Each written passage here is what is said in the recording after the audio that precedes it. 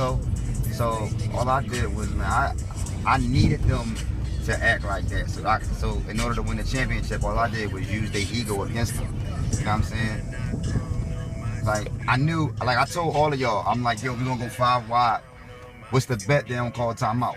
You know what I'm saying? Like, I remember that. I bet that. I'm like, yo, what's the bet they don't call timeout? I'm like, the ego is not gonna allow them to call timeout. And try to adjust. You know what I'm saying? It's like, I'm gonna get to you before you get to me. One thing about that 3-3-5, man, when y'all learned that from me, man, y'all should have got the whole playbook, not just the part when you blitz. Should have got them coverages and all that from me, man.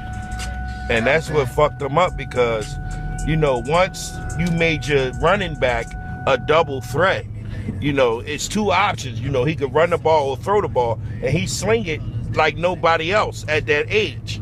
I mean, and you never showed nobody that all year. I mean, it's like, I'm not going, like, it's like the first game, right? I'm not going to sit here and say that I didn't want to win the first game, because I'll be lying if I say I didn't want to win.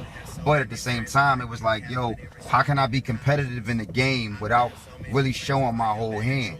You know what I'm saying? Because I'll say this, the same thing happened to me when I played Reg. I beat Reg by 40, then he came back and he beat me in the playoffs. But in me beating him by 40, right, I gave him a full clip. Right. In the regular season, I gave him a full clip to score that 40.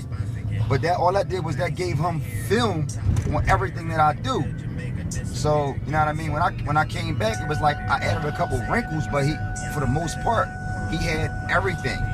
You know what I mean? That first game, we ran 5, maybe 6 plays, man. I showed you the paperwork. When I went and broke down the film, bro, I broke down every play they ran. I worked on how many yards they got, who got the ball, the backfield, the 51-15. Right. When 5 and 1 in the backfield, 9 times out of 10 is a pass. You know what I'm saying? 9 times out of 10 is a pass. When you got 4 back there, it's definitely a run. You know what I'm saying? Like, we put Ramiro and Sean, brought the safety down in the box to spy the quarterback. Because, you know what I'm saying, when ain't nothing open, he like to run. Right, and y'all had that covered. He had to literally take a knee. He had nowhere to go. He looked left, looked right, the middle. You sent your pass rush with a controlled rush. Bro, I watch film different than everybody. Even to this day, when I watch the NFL, I can't watch the game the same because I'm looking at the blocks. I'm calling out the scheme. It's just different, man. We went into that game with 3 blocking schemes.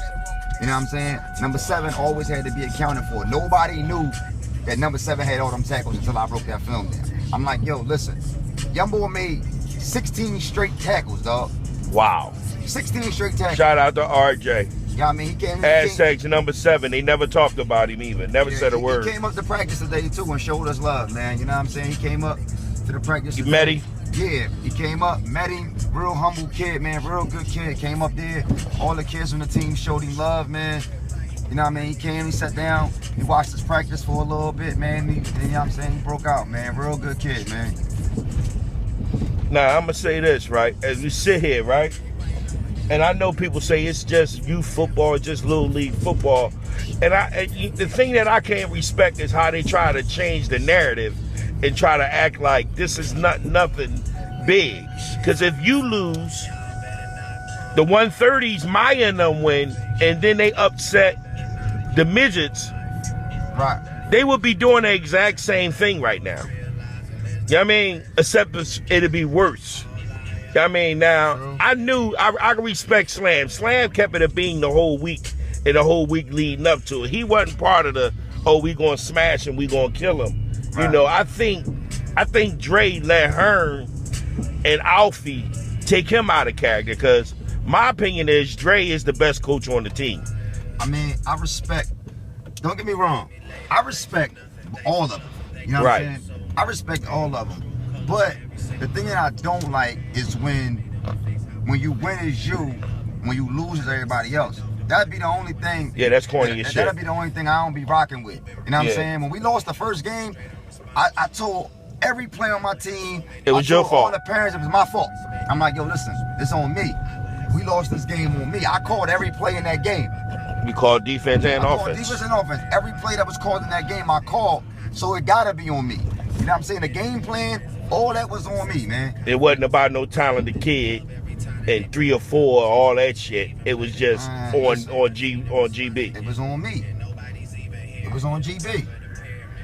All right, we gonna tune this out. We on our way to Talk Heavy. Yeah, I mean, we're gonna leave y'all. We're gonna leave y'all with a little bit more volume, GB. I mean, and this how we feel. No, my funeral with that fake shit. Y'all better off realizing there's nothing that y'all can do with me. All I ever ask is keeping 8 more than 92 with me. 100.